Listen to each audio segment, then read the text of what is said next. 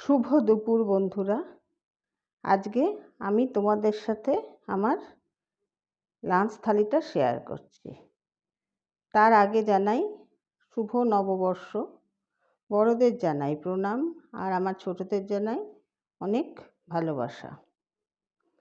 আজকে আমাদের লাঞ্চ থালিতে রয়েছে ডিম বিরিয়ানি। ডিম বিরিয়ানি মানে তার মধ্যে ডিম তো আছেই, আর রয়েছে আলু। আমার মনে হয় যেটা কলকাতার বেশিরভাগ মানুষই এই আলুটা ডিম বিরিয়ানির আলু বা বিরিয়ানির আলুটাই বেশি পছন্দ করে। আর রয়েছে শসা ও পেঁয়াজ স্যালাডের মধ্যে, আর রয়েছে একটা গ্রিন চাটনি।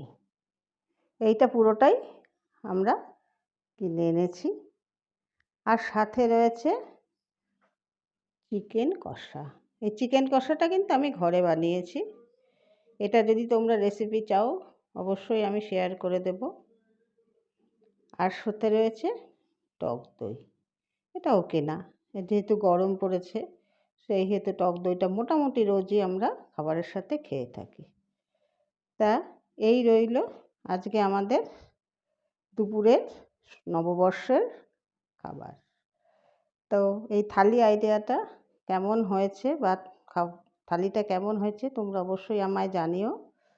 আর ভালো লাগলে অবশ্যই একটা লাইক, শেয়ার ও সাবস্ক্রাইব করবার অনুরোধ রইল। সবাই ভালো থেকো বন্ধুরা। শুভ নববর্ষ আবারও জানাই।